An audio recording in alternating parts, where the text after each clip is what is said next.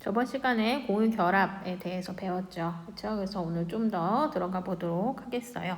저번 시간에 배웠던 거는 일단 공유 결합이 형성될 때 옥텟 규칙이 만족되려면 8개의 전자를 주변에 끌어당기기 위해서 공유 결합을 몇 개 형성해야 되는지에 대한 화학 결합 과정들, 그래서 루이스 전자점식, 루이스 구조식을 배웠고, 또 이제 생각나실지 모르겠지만 극성 공유결합, 무극성 공유결합에 대해서 배웠죠.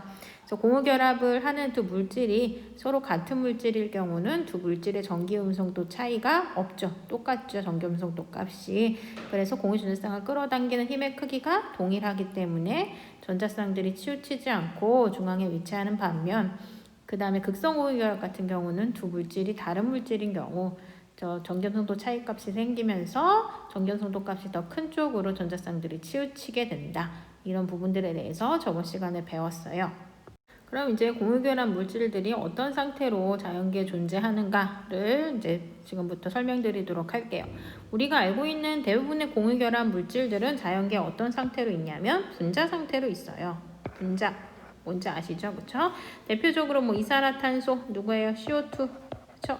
그다음에 우리가 알고 있는 물, 그 다음에 암모니아, 뭐 수소, 산소, 질소, 뭐 이런 아이들 다 분자 형태인 거죠. 그렇죠? 그래서 이제 두 원자 사이에 공유 전자쌍을 서로 이제 공유를 하면서 형성되는 그 공유결합 물질 등의 대부분이 다 분자 형태예요.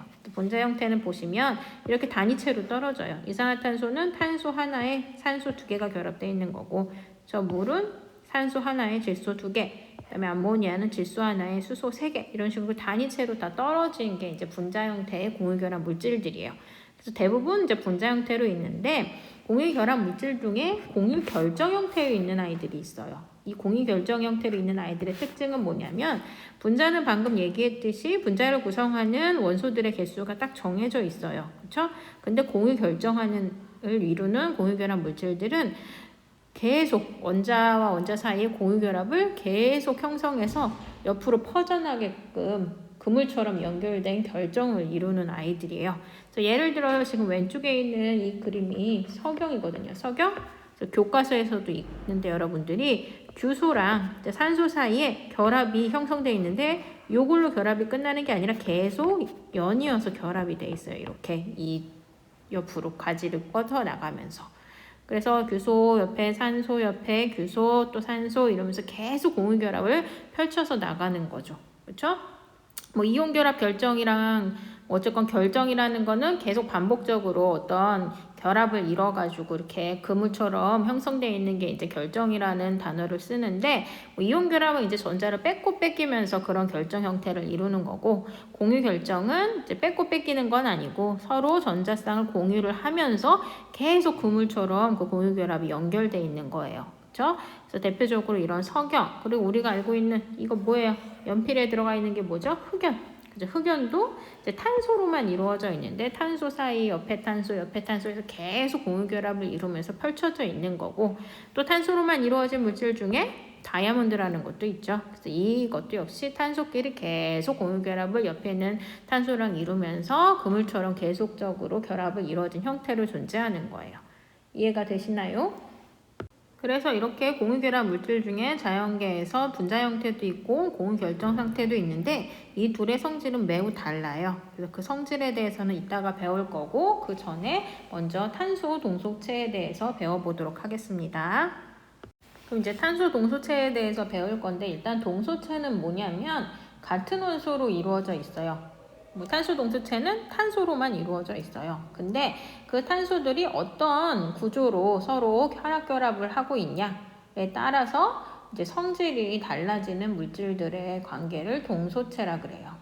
그래서 이제 탄소 같은 경우는 동소체도 되게 많고, 탄소로 이루어진 물질들이 되게 다양한데, 그 이유가 뭐냐면 탄소의 원자가 전자수가 몇 개였죠? 우리 앞에서 되게 많이 반복했었는데, 탄소의 원자가 전자수가 4개였죠. 그렇죠? 그래서 옥텟 규칙을 만족하려면 몇 개 전자가 필요해요? 4개의 전자가 필요해요. 그렇죠? 그래서 다른 물질들에 비해서 우리가 탄소보다 더 많이 화학결합을 이룰 수 있는 그 결합수, 공유 전자쌍을 이룰 수 있는 원소는 아직 배운 적 없잖아요. 근데 질소도 원자가 전자수가 탄소보다 하나 많았지만 공유결합 몇 개까지 할 수 있었어요? 3개까지밖에 못했고, 그쵸? 그 다음에 뭐 산소도 원자가 전자수가 탄소보다 2개 더 많았지만 결합을 2개밖에 못했죠. 그쵸? 그리고 이제 탄소보다 원자가 전자수가 적은 붕소 같은 경우는 이제 3개거든요. 뒤에 가서 배우겠지만 얘 역시 공유결합을 3개까지밖에 못해요. 왜 그러는지는 나중에 설명을 드릴게요. 그래서 탄소 같은 경우는 원소 중에서 공유결합을 형성할 수 있는 개수가 많은 아이예요. 그래서 다양하게 결합을 할 수 있기 때문에 이 탄소로 이루어진 화학 물질들이 되게 많고 지구상에 우리 실생활에도 많을 뿐더러 그리고 이제 이 탄소로만 이루어진 아이들도 되게 다양할 수 있는 거죠. 그럼 이제 탄소 동소체들에 대해서 알아보도록 하겠습니다. 탄소 동소체는 아까 얘기했듯이 탄소로만 이루어져 있는데 얘네들의 구조가 달라서 이제 성질이 다른 아이들이에요. 되게 많아요. 보면 흑연도 탄소 동소체고 다이아몬드도 마찬가지고 흑연이랑 다이아몬드는 앞에서도 설명을 드렸죠.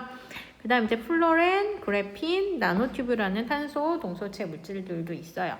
얘네들 특징을 잠깐 살펴보면 먼저 흑연부터 보도록 하겠습니다. 흑연은 이제 구조가 어떤 식으로 형성되어 있냐면 여기 흑연이 지금 층이 있어요. 여기 한 층, 두 층, 세 층이 있죠. 그쵸? 이 층으로 연결이 돼 있는데 요 층, 그쵸? 요 한 층을 이제 확대해서 보면 이런 식으로 화학 결합이 돼 있어요. 그래서 여기 있는 요 하나들이 다 탄소예요. 탄소끼리 화학 결합이 돼 있는데 보니까 탄소끼리 어떤 형태로 구조가 형성돼 있어요? 육각형 형태로 화학 결합을 이루고 있어요. 이해하시나요? 그쵸? 그럼 탄소 하나당 결합을 몇 개 한 거예요? 그쵸? 3개의 결합을 한 거죠. 탄소 하나당 3개의 공유 결합을 한 형태로 있어요. 그럼 우리가 방금 배웠죠. 탄소는 하나당 몇 개까지 최대 결합을 할 수 있었죠? 1개, 2개, 3개, 4개까지 화학 결합을 할 수 있단 말이죠.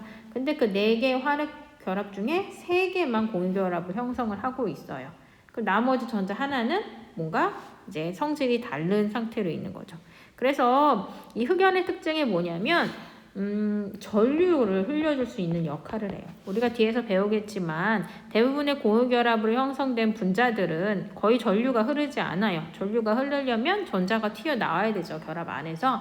근데 이제 공유결합을 이루면 공유전자쌍을 양쪽에 있는 원소가 다 끌어당기고 있기 때문에 걔네가 뭐 튀어나올 일이 거의 없어서 전류가 흐르지 않은데 흑연 같은 경우는 예외예요.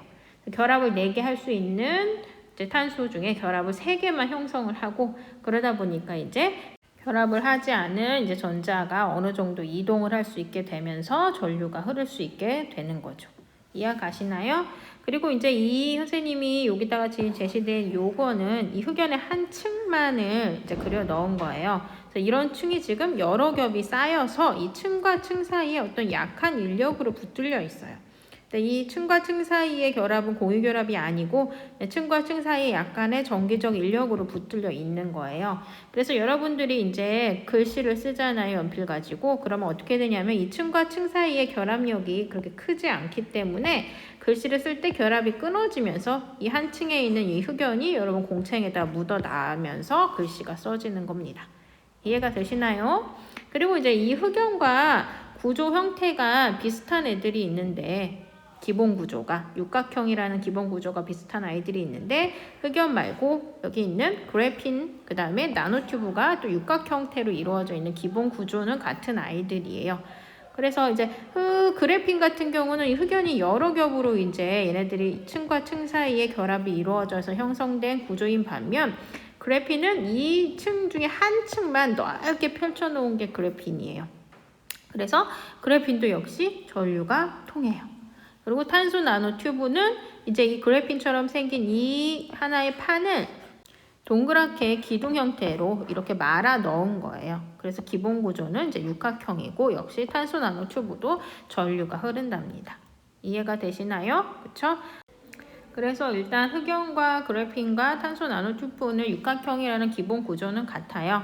그렇지만 이제 흑연은 그 층층이 또 연결되어 있고 약하게끔 그다음에 그래핀은 그 한 층만을 의미하고 또 탄소 나노튜브는 그 한 층이 원기둥 형태로 결합되어 있기 때문에 성질이 동일하지는 않아요. 그렇죠? 그래도 이제 전류가 흐른다는 거는 공통적이겠네요. 그렇죠? 다음으로 다이아몬드를 보면 이제 기본 구조가 약간 달라요. 이 빨간색이 지금 탄소거든요. 그럼 탄소 하나가 몇 개의 결합을 하는지 확인해 보세요. 탄소가 지금 이렇게 있잖아요. 그치? 그럼 탄소 하나당 하나, 둘, 셋, 넷. 4개의 고유결합을 형성을 하면서 그물 구조처럼 약간 피라미드 형태로 결합되어 있는 게 다이아몬드예요. 그래서 4개의 결합을 모두 하고 있고 그물 구조처럼 연결되어 있어요. 그렇기 때문에 되게 단단한 결정이죠. 그렇죠? 그리고 이제 마지막으로 플로레는 이제 육각형과 오각형이 축구공 형태처럼 이런 식으로 결합되어 있는 육각형과 오각형 형태로 탄소들이 결합되어 있는 게 플로렌이에요. 그래서 뭐 얘네들의 성질을 이제 잠깐 설명을 해보면 일단 흑연 같은 경우는 여러분 아시죠? 이제 연필심. 그래서 잘 미끄러져요. 층과 층 사이의 결합이 약하기 때문에. 그렇죠? 그래서 전기가 또 통하고. 그렇죠? 그 다음에 이제 그래핀 같은 경우는 뒤에 영상에서 보시겠지만 얘는 투명해요. 그리고 투명하고 그 다음에 약간 유연적으로 구부러질 수가 있어서 핸드폰 액정 같은데 사용할 수가 있고 또 구부러지는 핸드폰 있잖아요. 앞으로 이제 뭐 돌돌 말아서도 갖고 다닐 수 있다는데 그것도 가능한 게 이 그래핀이라는 물질 때문에 이제 가능한 상황이 되는 거죠. 그렇죠? 그리고 강도가 센 편이고요. 그리고 탄소 나노 튜브도 역시 강도가 되게 세고 그 다음에 전류가 잘 흐르는 게 특징이에요. 그 다음에 이제 뭐 플로렌 같은 경우는 아직 많이 상용화되지는 않지만 어쨌거나 안정적인 구 형태로 이루어져 있기 때문에 되게 단단하고 이 비어있는 안 공간에 어떤 물질들을 집어넣을 수 있기 때문에 의학적으로도 사용이 될 수 있다고 합니다. 그래서 지금부터 이제 이 탄소 동소체에 관련된 영상을 보실 텐데 이제 영상에 이제 탄소 동소체뿐만이 아니라 이제 여러 가지 여기 우리가 배운 것뿐만이 아니라 다른 물질들도 설명이 되는데 이제 우리가 프린트나 선생님이 교과서에서 다룬 내용 정도까지만 여러분들이 인지하시면서 보시면 돼요.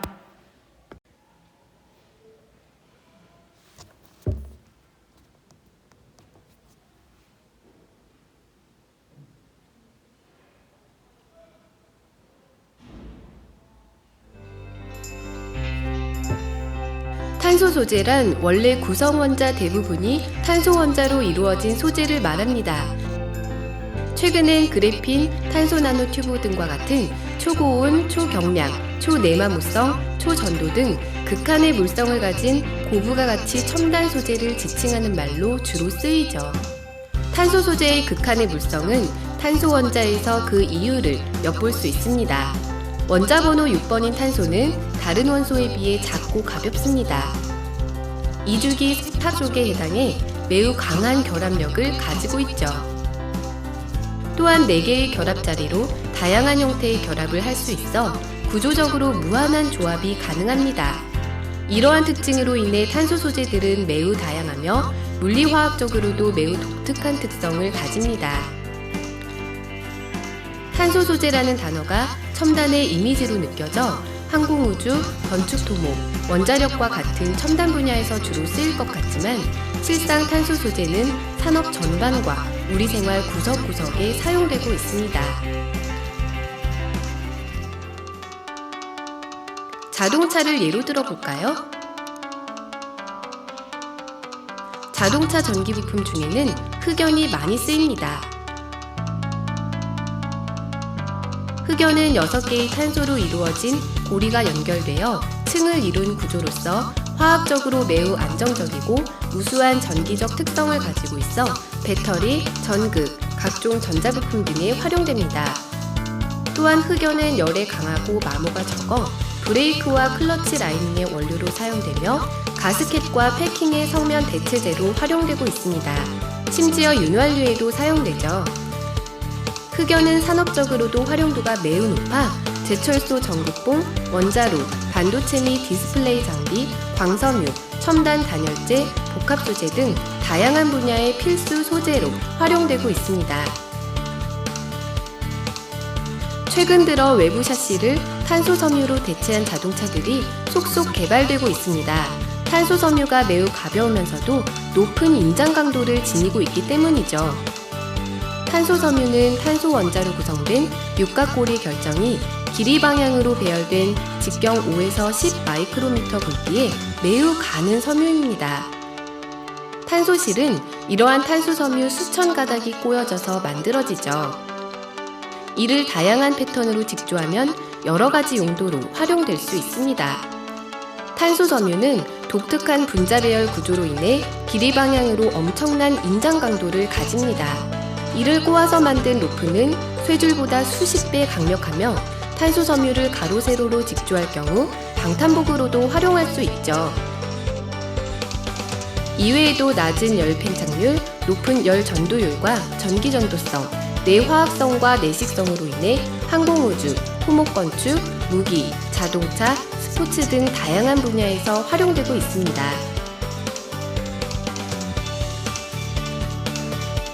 자동차의 에어컨 필터에는 활성탄소가 활용됩니다.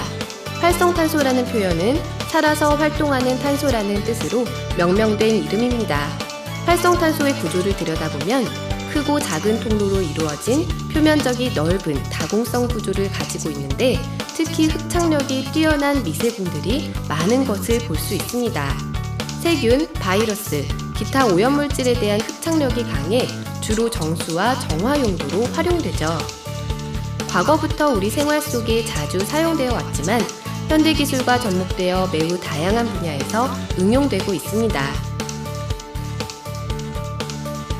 타이어 페인트에는 카본블랙이라는 탄소 소재가 활용됩니다. 카본블랙은 일종의 그을음으로 탄소계 화합물의 불완전 연소로 생성됩니다. 탄소의 육각 환영 구조가 불규칙하게 뭉쳐진 구조를 가진 카본블랙은 변색이 없고 열 전도율이 높으며 고무와 같은 물질을 구조적으로 강화시키는 역할을 합니다. 따라서 잉크 페인트의 원료와 타이어 신발 등의 원료로 사용되죠. 서예에 사용되는 먹의 주성분도 소나무를 연소시켜 만든 카본블랙인데 요즘 산업적으로 사용되는 카본블랙은 방향족 중질류를 분해 축합 방식으로 처리해 생산합니다.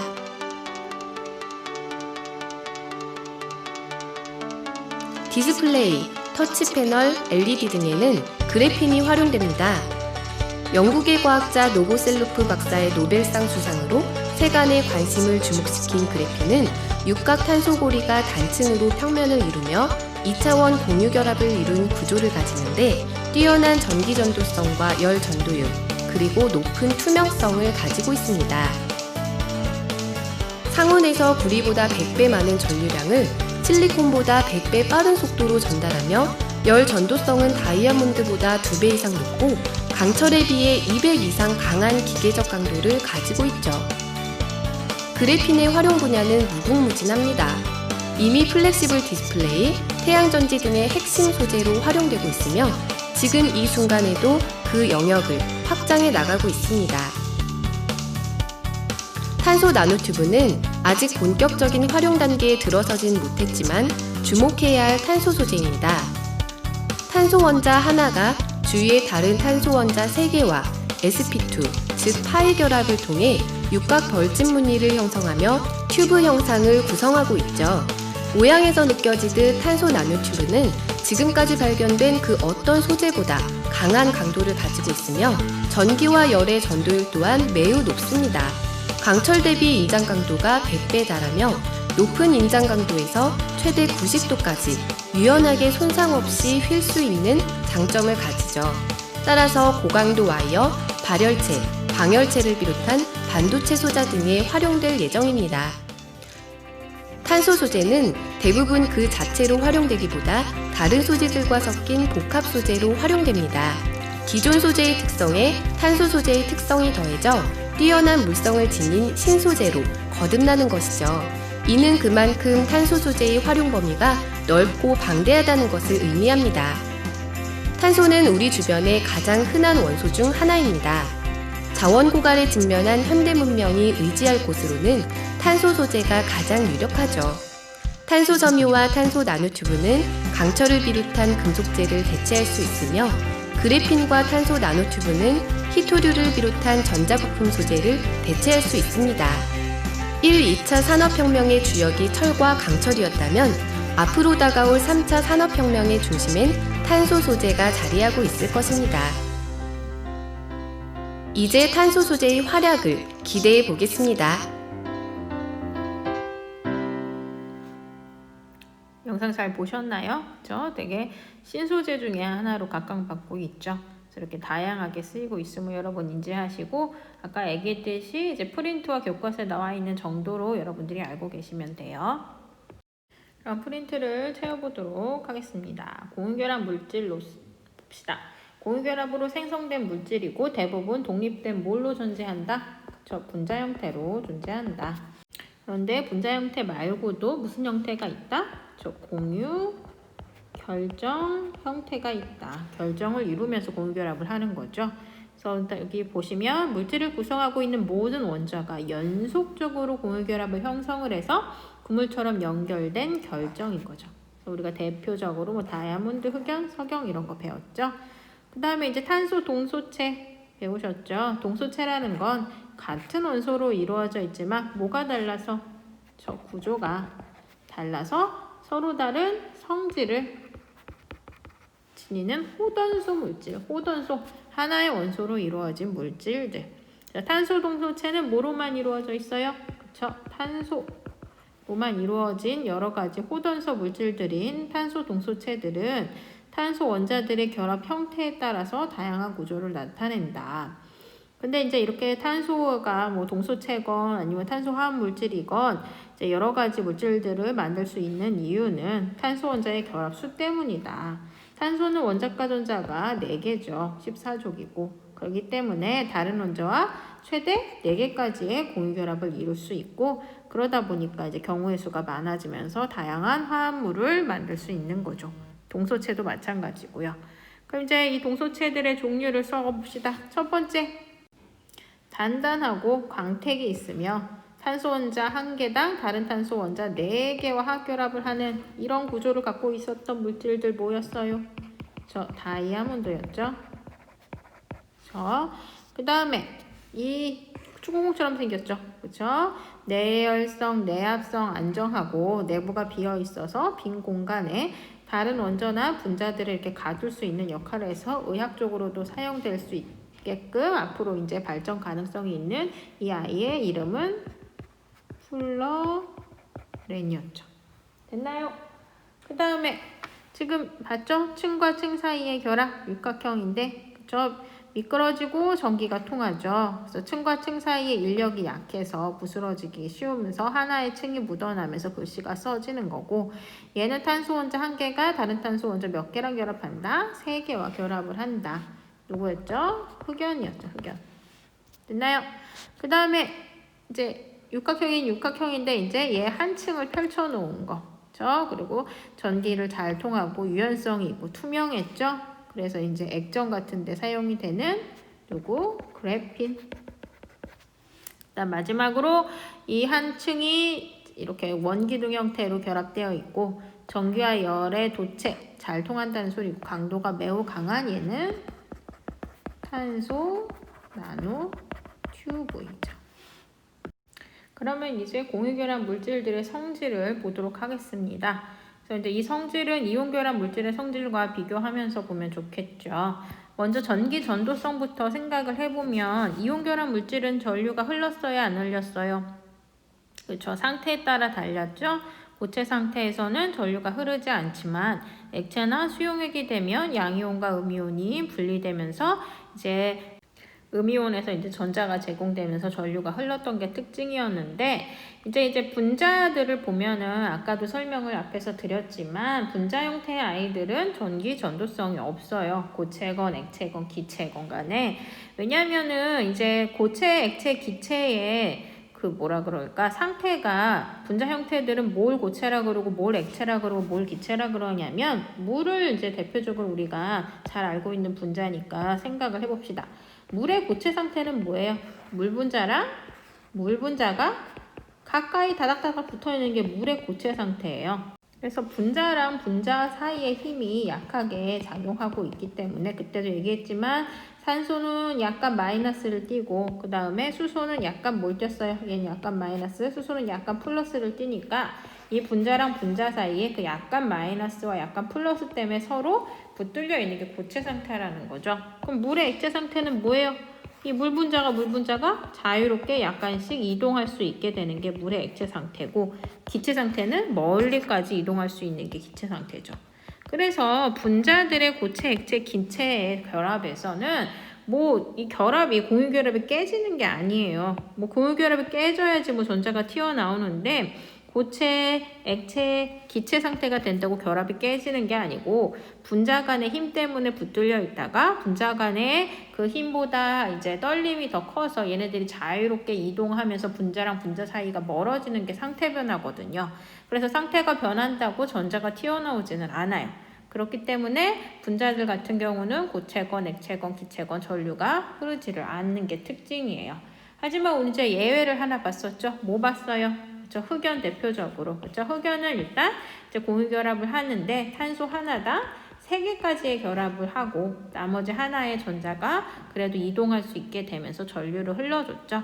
근데 이제 흑연은 공유결합 물질인데 분자 형태는 아니었죠. 무슨 형태였어요? 그쵸? 공유 결정 형태였죠. 그래서 대부분의 분자 물질들은 상태 변화에 상관없이 전류가 흐르지 않아요. 하지만 이제 공유 결정 물질들 중에 우리가 배웠던 흑연, 그다음 그래핀, 탄소 나노튜브 같은 경우는 예외적으로 전류를 흘려주는 공유 결합 중에 하나로 속하죠. 그 다음에 이제 결정의 부스러짐을 볼 텐데, 이제 이온 결합 물질들은 외부 충격이 어땠어요? 약했어요. 왜요? 충격이 가해지면 배열이 비틀어지면서 양이온 옆에 양이온, 음이온 옆에 음이온이 오면서 청력이 발생돼서 걔네들이 부스러졌죠. 그럼 이제 공유결합 물질들은 그런 외부 충격이 어떨까를 생각을 할 때 여러분들이 2가지 형태를 다르게 생각을 해주셔야 돼요. 일단 분자 결정들부터 봅시다. 분자 결정은 뭐냐?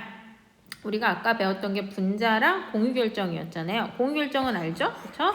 공유 결합을 그물처럼 계속 연이어서 이제 하는 게 공유 결정이었고, 분자 결정은 뭐냐면 분자의 고체 상태라고 생각해 주시면 돼요. 다시 말하면 분자랑 분자 사이에 인력에 의해서 붙들려 있는 거. 그래서 대표적으로 여러분들이 분자 결정하면 생각해 주시면 좋은 게 얼음이에요. 얼음.